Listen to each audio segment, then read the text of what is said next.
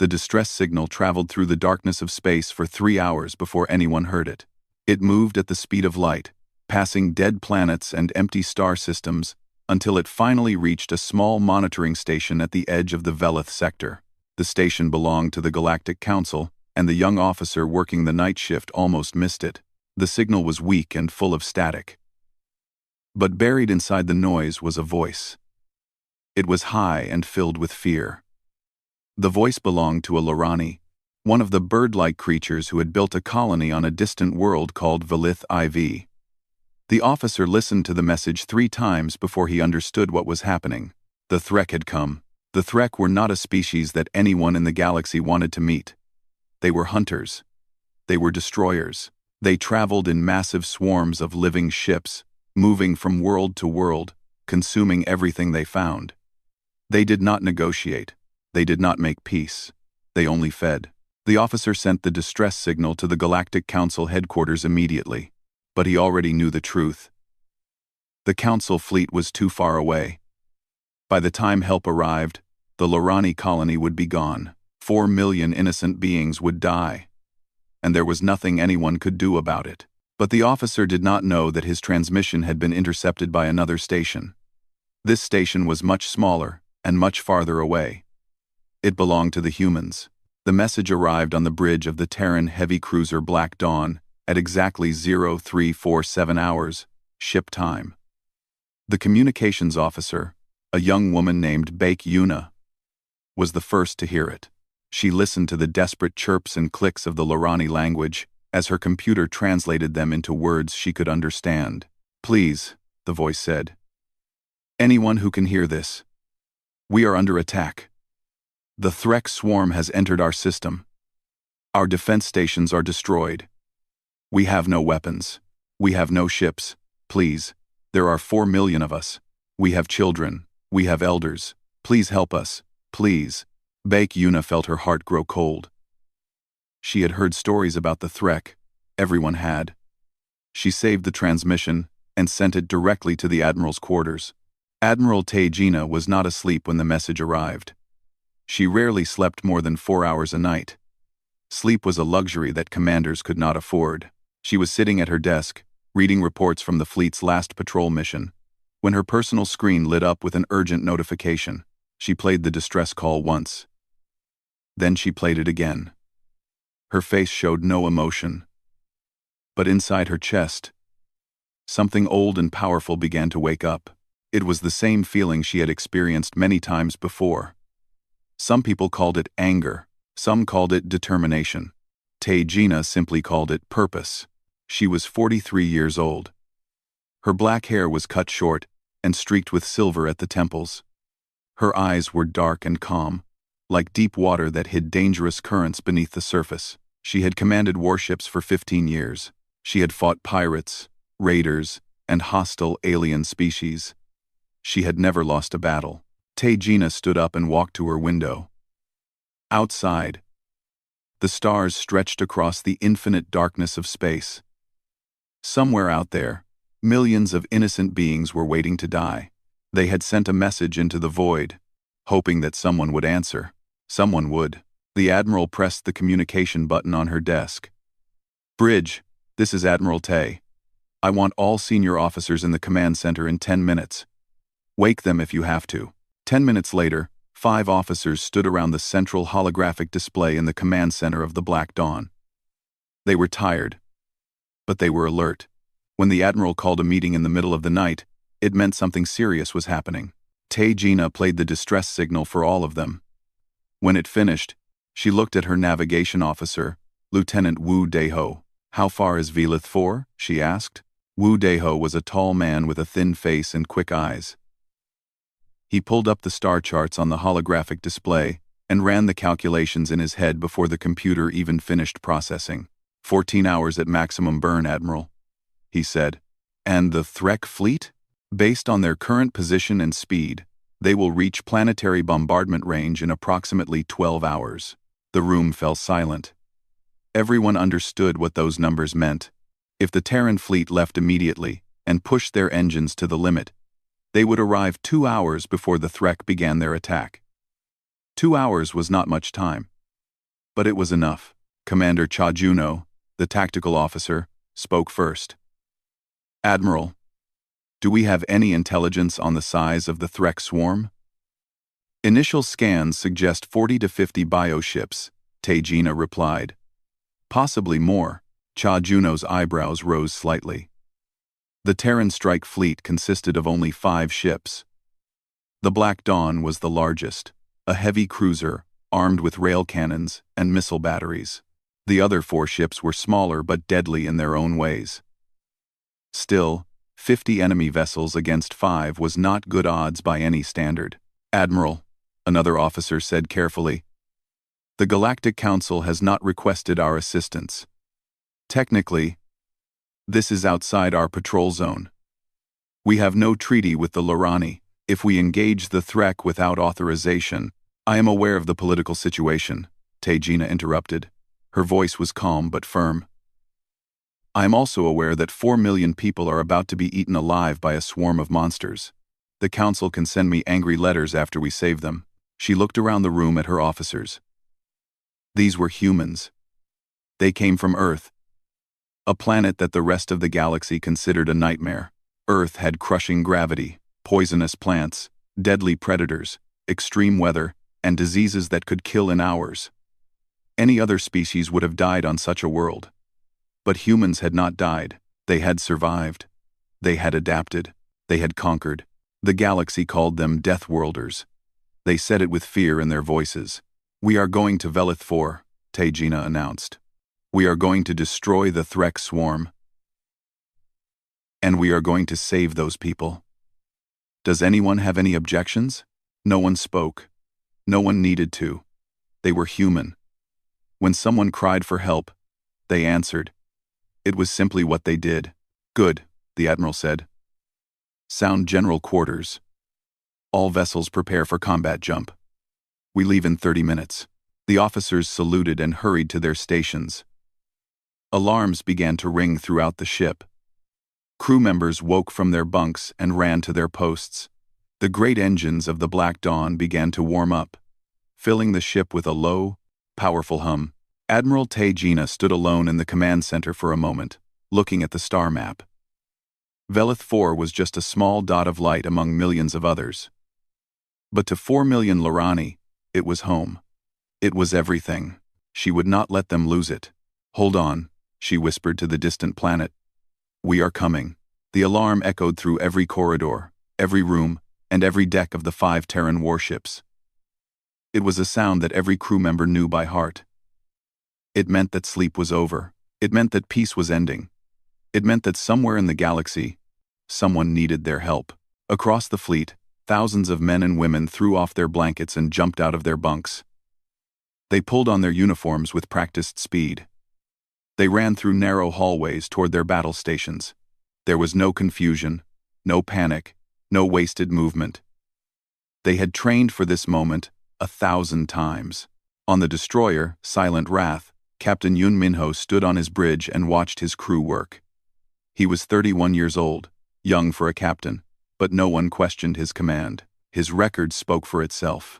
During the Skrell incursion 3 years ago, his ship had been crippled by enemy fire. The engines were dead. The weapons were offline. Most captains would have surrendered or escaped in the lifeboats. Yun Minho had done neither. Instead, he had piloted the broken ship directly into the enemy carrier. He had aimed for the reactor core. The explosion that followed destroyed the carrier and damaged 4 other enemy ships. Yun Minho had walked away with burns on his arms and a promotion to captain. The enemy had learned an important lesson that day. Humans did not surrender. Humans did not run away. Humans found a way to win, even when winning seemed impossible.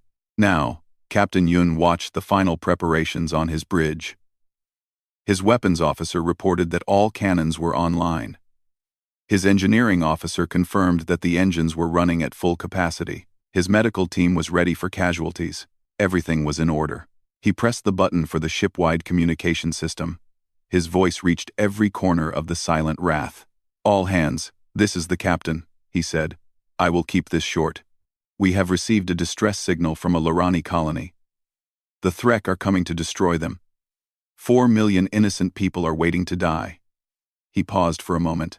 We are going to make sure that does not happen. The Threk think they are predators. They think they are at the top of the food chain. They have never met humans before. Today, they will learn their mistake.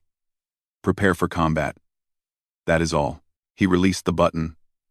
Around him, his crew worked faster. There was a new energy in the air. It was not fear. It was anticipation. The humans were going hunting. On the cruiser Iron Horizon, the medical bay was alive with activity. Doctors and nurses moved between stations, checking equipment and preparing supplies. They knew that battle meant injuries. They knew that their skills would be needed before the day was over. Chief Medical Officer Han Sora stood in the center of the chaos, giving orders with a calm voice. She was 40 years old, with gentle eyes and steady hands. Those hands had performed surgery on wounded soldiers while enemy shells exploded around her. Those hands had saved hundreds of lives. She was not afraid of blood or death. She had seen too much of both to be afraid anymore.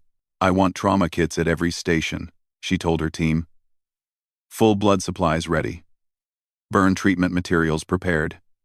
If we do our jobs right, everyone who comes through those doors will walk out again. A young nurse looked at her with worried eyes. Doctor, the reports say there are 50 enemy ships. We only have 5. Are we really going to fight them? Han Sora smiled. It was a kind smile, but there was steel behind it. Let me tell you something about humans, she said. On our home world, we were not the strongest creatures. We were not the fastest. We did not have claws or fangs or armor. But we survived. We survived because we learned to work together. We survived because we never gave up. We survived because when something tried to kill us, we found a way to kill it first. She put her hand on the young nurse's shoulder. Those Threk out there have no idea what they are about to face. Trust me, the casualties will not be on our side. The nurse nodded, looking slightly more confident. She returned to her work with new determination. On the frigate Emberfall, Weapons Specialist Sergeant Kohana ran final checks on the point defense systems. She was 26 years old, born and raised on the orbital stations above Mars. Life in space had made her strong. The changing gravity, the recycled air, the constant danger of vacuum just outside the walls, these things had shaped her into something hard and fast. Her reflexes were legendary among the fleet. She could track and destroy incoming missiles faster than the targeting computers could process. During training exercises, she had once shot down 47 targets in 60 seconds. Her instructors had called it impossible. Kohana had called it Tuesday. She checked each cannon personally, running her hands over the metal like a musician checking her instrument. These guns would protect her ship. These guns would keep her friends alive. She would not let them fail. "How are we looking?" asked Lieutenant Park Junho, her commanding officer. "All systems green," Kohana replied. "Point defense grid is ready. Anything that comes close to this ship is going to have a very bad day." Park Junho nodded. "Good, because I have a feeling we are going to be very busy soon." Back on the Black Dawn, Admiral Tae-Gina took her seat in the command chair. The bridge was fully staffed now. Every station was manned by trained professionals. The great ship hummed with power, ready to leap across the stars at her command. Lieutenant Wu Daeho turned from his navigation console. "Admiral, all ships report ready for jump. Course to Velith 4 is locked in." Quote. Communications Officer Baek Yuna added, "The Galactic Council is asking for clarification on our orders. They want to know why we are leaving our patrol zone." Tae-Gina did not hesitate. "Tell them we received a distress signal, and we are responding. That is all they need to know." "And if they order us to stand down?" The Admiral's eyes were cold and hard. "Then I will respectfully ignore that order. I did not join the fleet to watch innocent people die while bureaucrats debate politics." She looked at the main view screen. The stars waited for her, cold and distant and full of danger. Somewhere among them, a swarm of monsters was moving toward a world full of helpless people. The Lorani could not fight. They had no weapons, no warships, no soldiers. They had only hope. Hope that someone would come.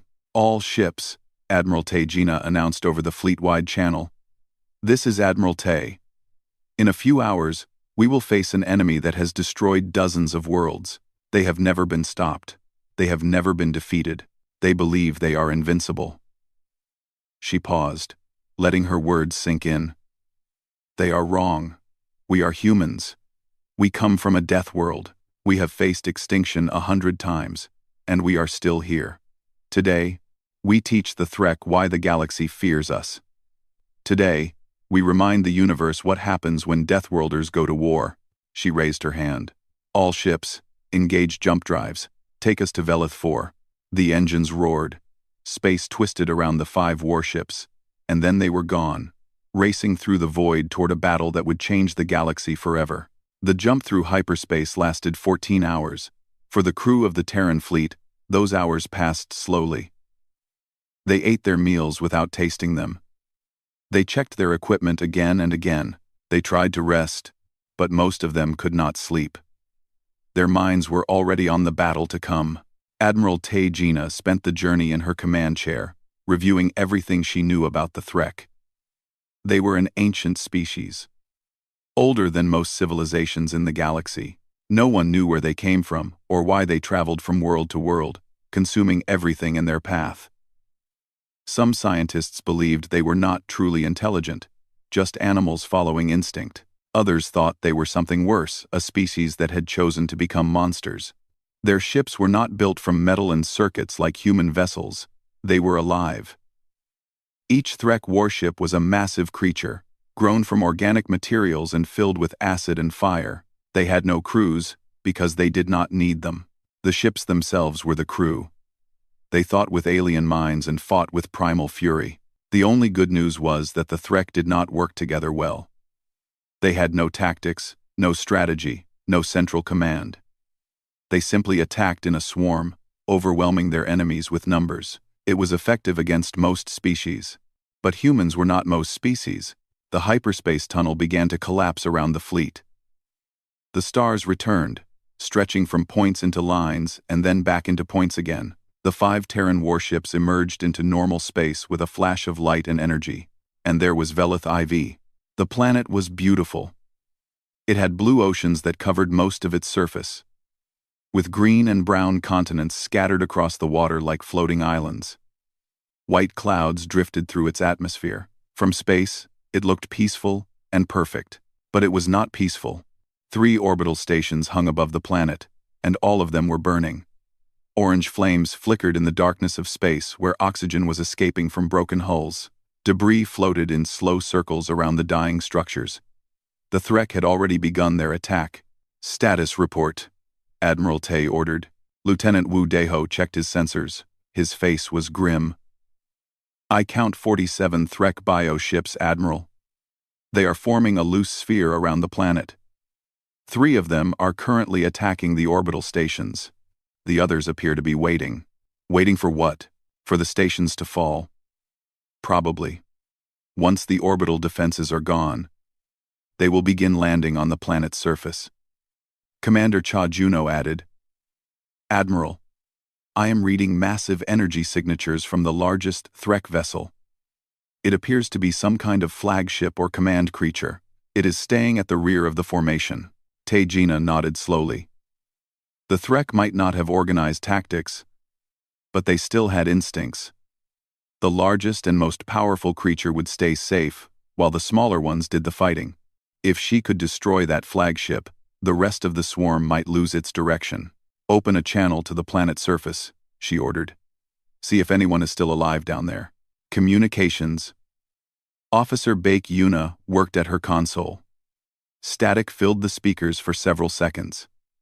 Then, a voice broke through, high and frightened, but alive. This is Colony Administrator Velith. Please, whoever you are, please help us. A holographic image flickered into existence above the console. It showed a Lorani elder, an avian creature with large, round eyes and thin feathers that covered his body. The feathers were singed and dirty. The elder's hands were shaking. Behind him, Tejina could see other Lorani huddled together, their children pressed close against their parents.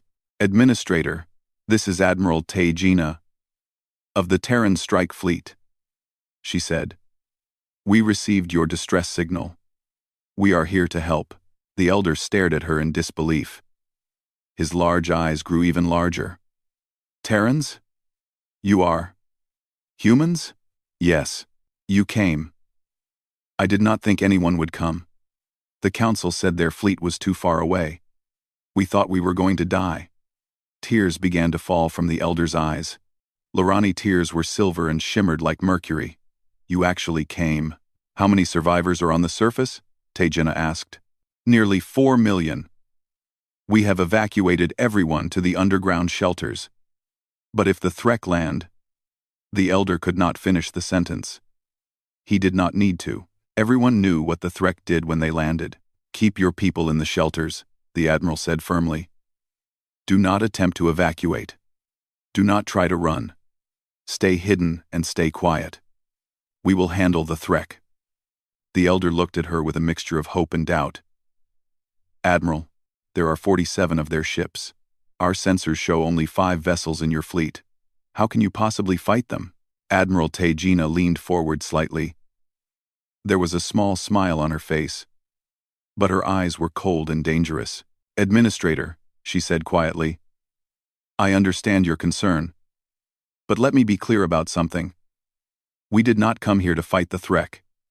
We came here to destroy them. 47 ships might seem like a lot to you, but to us, it just means we will not run out of targets." The elder stared at her in silence. He did not know what to say. "Trust me," Tejina continued. "The Threk have never faced humans before. They have won against other species because those species fought with fear. Humans do not fight with fear. We fight with anger. We fight with determination. We fight with a fury that the galaxy has never seen." She straightened in her chair. "Now, please, take care of your people. Let us do what we do best." She signaled Bake Yuna to close the channel. The hologram disappeared. Commander Cha Juno was already pulling up tactical displays. "Admiral, the Threk are beginning to notice us. Several ships are breaking formation and moving in our direction." "How many?" 12, so far. More are likely to follow." Tejina studied the display for a moment. The Threk ships were ugly things, massive creatures of chitin and acid, with no windows or engines that she could see. They moved through space like living nightmares, leaving trails of biological waste behind them. "Deploy strike formation Epsilon 7, she ordered. "Target the approaching ships first. Once we clear them, we push toward the flagship. I want this battle over before the Threk can regroup." "Understood, Admiral." All ships moving into formation. On the view screen, the 5 Terran vessels began to spread apart. They formed a pattern that looked almost like a spear point, with the Black Dawn at the center. Their weapons powered up, filling the darkness with the glow of charged energy. The Threk swarm turned to face them. More ships joined the approaching group. 20. 25. The monsters were hungry, and they smelled prey. But they were wrong about who was the predator and who was the prey. Admiral Tejina raised her hand. "All ships," she announced. "Weapons free. Show them what Deathworlders can do." The first cannon fired, and the battle began. The first shot came from the Black Dawn. It was a rail cannon slug, a solid piece of metal accelerated to incredible speed by magnetic fields. The slug traveled so fast that it crossed the distance between the human fleet and the nearest Threk ship in less than a second. The Threk bioship never saw it coming. The slug hit the creature's side and passed straight through, tearing a hole the size of a small building. The organic hull ruptured. Fluid sprayed into the vacuum of space, freezing instantly into clouds of ice. The creature screamed a radio signal of pure pain that every sensor in the area detected. Then it began to spin, out of control, dying slowly in the cold darkness. The battle had begun. The Threk swarm reacted with rage. Dozens of ships turned toward the human fleet, their organic weapons charging with acid and fire. Living torpedoes launched from their bodies, smaller creatures bred for one purpose, to fly into enemy ships and explode. But the humans were ready. On the frigate Emberfall, Sergeant Kohana sat at her weapons console, with her eyes locked on the targeting screen. The living torpedoes appeared as small dots, moving fast, heading straight for her ship. A normal human would have panicked. A normal human would have frozen. Kohana was not a normal human.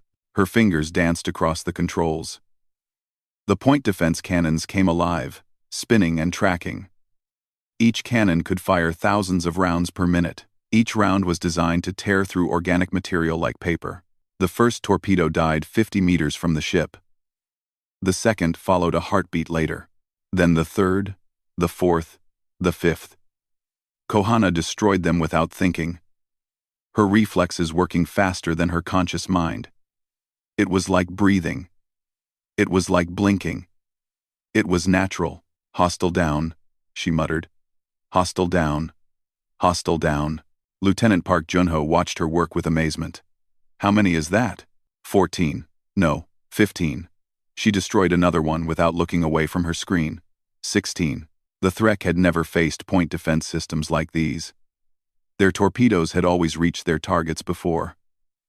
Other species were too slow, too scared, too weak to stop them. But humans had different reflexes. Humans came from a world where slow creatures died young. On the destroyer Silent Wrath, Captain Yoon Minho was performing maneuvers that would have killed any other crew in the galaxy. His ship rolled and twisted through space, dodging acid sprays and ramming attacks. The G-forces inside the vessel reached 9 times normal gravity. Any Lorani or other alien would have passed out or died. The human crew just held on tighter and kept working. Starboard batteries, continuous fire, Yoon Minho shouted. Don't give them time to regroup. His weapons officer obeyed without hesitation. Missiles and cannon shells flew from the Silent Wrath in a constant stream. Each shot found a target. Each target died. A Threk ship tried to get behind them. Yoon Minho saw it coming on his sensors. Without hesitation, he pulled his ship into a spin that reversed their direction in seconds. The Threk creature had expected to attack from behind. Instead, it found itself facing the Silent Wrath's forward cannons at close range. The captain smiled. Fire. The Threk ship exploded into pieces of frozen meat and shattered chitin. Back on the Black Dawn, Admiral Tae Gina directed the battle from her command chair. Her eyes moved constantly, watching every screen, tracking every ship. She saw patterns that others missed. She predicted movements before they happened. War was a game to her, and she had never lost. The enemy flagship is moving, Commander Cha Juno reported. It's trying to get behind the larger swarm for protection. Don't let it, Tae Gina replied. Signal the Iron Horizon and the Starhammer to cut off its escape. I want that creature dead. Understood, Admiral. On the cruiser Iron Horizon, Dr. Han Sora was busy in her medical bay. The battle had produced fewer casualties than expected, only minor injuries so far, but she stayed ready. The worst could still come. A young engineer was brought in with burns on his arms. A power conduit had overloaded near his station. Han Sora treated him quickly and efficiently, cleaning the wounds and applying healing gel. You'll be fine, she told him. The burns are shallow. You'll be back at your station in an hour. The engineer looked at her with grateful eyes. Doctor, are we winning? Han Sora glanced at the tactical display mounted on the wall of the medical bay. Red dots were disappearing fast. Those were Threk ships. The green dots, the human fleet, remained strong and steady. She smiled. Yes, we are winning. Outside, in the cold vacuum of space, the Threk swarm was falling apart. They had lost 15 ships in the first 5 minutes. Then 20. Then 25. The creatures had never experienced anything like this. They had always been the hunters. They had always been the predators at the top of the chain. Now they were prey. The humans did not fight like other species. They did not form defensive lines and wait. They attacked. They pushed forward. They aimed for the throat, and did not stop until the enemy was dead. Admiral Tae Gina watched as her fleet tore through the Threk formation. The silent wrath carved a path of destruction through the left flank. The Emberfall and Starhammer worked together on the right, their coordinated fire destroying everything in their path. The Iron Horizon provided support, its heavy cannons breaking apart any creature that tried to escape, and the Black Dawn led from the front, its rail cannons firing again and again, each shot ending another life. "Admiral," Lieutenant Wu Deho said, "enemy numbers are down to 19 ships. Several are attempting to flee. Let the small ones run," Tejina decided. "Focus all fire on the flagship. If we kill the largest creature, the rest will scatter." The Threk flagship was trying to escape. It was a massive thing, nearly 2 kilometers long, with a hull that pulsed like a beating heart. It was old, ancient even, and it had consumed worlds beyond counting. It had never known fear before. Now it knew fear. The creature tried to jump into hyperspace, but human missiles destroyed its biological drive before it could activate. It tried to hide behind its remaining ships, but human cannons killed those ships in seconds. It tried to turn and fight, but human firepower overwhelmed its defenses. In the end, it simply tried to run. It was not fast enough. The Black Dawn fired its main cannon, a massive railgun that ran the entire length of the ship. The slug was the size of a small car. Accelerated to a significant fraction of light speed, it hit the Threk flagship directly in its core. The creature's biological reactor ruptured. The explosion that followed was visible from the planet's surface. A new star that flared briefly in the sky above Velith 4. 7 nearby Threk ships were caught in the blast. They died without making a sound. The remaining swarm broke completely. The creatures fled in all directions, their swarm instincts shattered by the death of their leader. Within minutes, they had scattered to the far edges of the system. Disappearing into hyperspace one by one, the battle was over. Admiral Tejina sat back in her chair and allowed herself a small sigh of relief. Around her, the bridge crew was silent, staring at their screens in disbelief. They had faced 47 enemy ships with only 5 of their own. They had won. The silence after a battle is always strange. Where there had been explosions and screaming weapons, there is suddenly nothing. The universe returns to its natural state, cold, dark, and quiet. It is in these moments that soldiers realize what they have survived. Admiral Tejina stood on the observation deck of the Black Dawn, looking out at the stars. Below her, the planet Velith IV turned slowly, its blue oceans and green lands untouched by the Threk. Around the planet, debris floated in lazy circles, the remains of 47 creatures that had thought themselves invincible. The fleet had suffered minor damage, a few hull breaches that were already being repaired. A handful of injuries that Dr. Hansora had treated in minutes. No deaths, not a single human life lost. The Lorani had not been so lucky. Their orbital stations were destroyed, and several thousand of their people had died before the Terran fleet arrived. But 4 million still lived. 4 million who had been waiting to die now had a future again. A communication signal chimed behind the Admiral. Lieutenant Wu Deho's voice came through the speaker. "Admiral, the Lorani colony administrator is requesting to speak with you." "Put him through," Tejina said without turning from the window. A holographic image appeared beside her, the same elder she had spoken with before the battle. His name was Velith, the same as his colony. His feathers were still dirty and singed, but his large eyes were different now. Before, they had been filled with terror. Now, they held something else.